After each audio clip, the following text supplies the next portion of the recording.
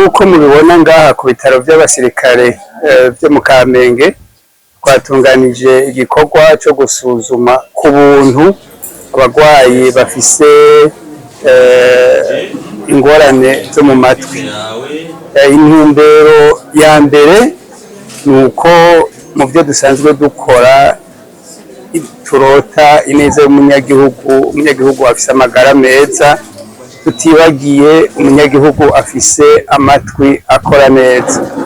Rero ngaha uko dusanzwe tubishira mu ngiro mu civugo dufise nuko turota tuzana n'ubuhinga buba busanzwe butahari muri ya ntumbero yo kwitaho neza abagwayi.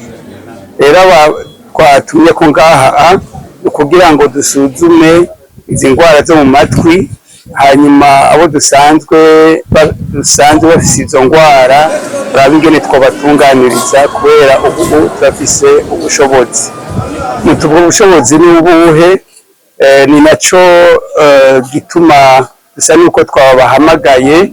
Ubu dusigaye dufise abahinga bazi gusuzuma abagwayi bafise amatwi atumva neza, hanyuma iyo bamaze kubona urugero bagezeko baraheza bagaca babaha ivyuma arivyo bita amaproteze kugira ngo bashobore kumva neza.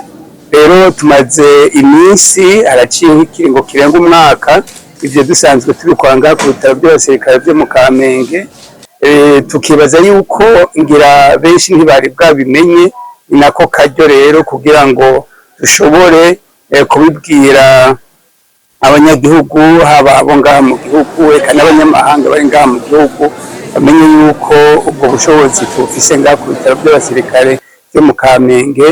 Ntibazoreke kuza kutwitura igihe bazokumva yuko bafise ingwara zo mu matwi, igihe bumva yuko batanguye kutumva neza bazoze kwisuzumisha.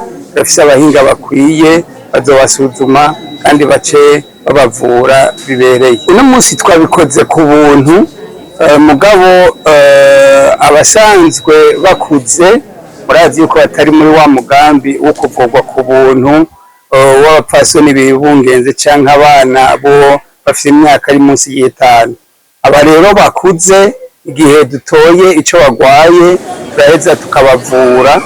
Bakeneye n'utwo twuma twita amaproteze turabibandikira, tukababwira n'igiciro bijanye, baraheza bakariha kugira ngo baheze bashobore kugira amagara meza. Ntitubitanga ku buntu, mu nyuma uzogaruka atari muri iki kiringo turiko tubikora ku buntu azotanga amafaranga yo kwisuzumisha, kandi yongere aramutse yandikiwe ako kuma azoheza akariha. Ibimenyetso ica mbere nyamukuru kandi gikomeye ni ukumva yuko iyo bariko barakuvugisha utumva neza, ukatangura kuzirasubizamwo umuntu ivyo ariko aravuga. Urumva yuko uko wahora wumva yuko vyagabanutse. Iyo bitanguye kugabanuka rero woca utangura kwegera muganga asuzuma ivy'amatwi akakurabira urugezo bigezeko. Araheza akabona yuko ubumuga butanguye kuza, yuko hakeneye yuko hari akuma wokoresha kugira umurwayi yikingire iyo ngwara. Ahanini nuko yoza araja ku baganga barya basanzwe b'abahinga, akagenda ataragwara kugira ngo bamusuzumire bamurabire yuko amatwi ameze neza. Cyane cyane bijya usanga bacumita ibiti mu matwi, bijya bakabireka hari bukuru gutwi, bagatumbera kwa muganga kugira ngo babafashe kubukurayo neza. Ahanini nico gituma abaganga bahari. Umuntu yogenda kwikingira ataronekwa, bakagenda gusuzumisha amatwi kenshi, kuko abaganga nibo babona yuko ugutwi kumeze neza canke kutameze neza, kuba gukeneye ubuvuzi umuntu yoca aronka. Ahanini kugira ngo ukutumva biza haraho biza uko mugabo hariho n'abo biza kubera baba basanzwe aho basanzwe baba bakorera ahantu hari urwamo rwinshi amamashini n'ibindi.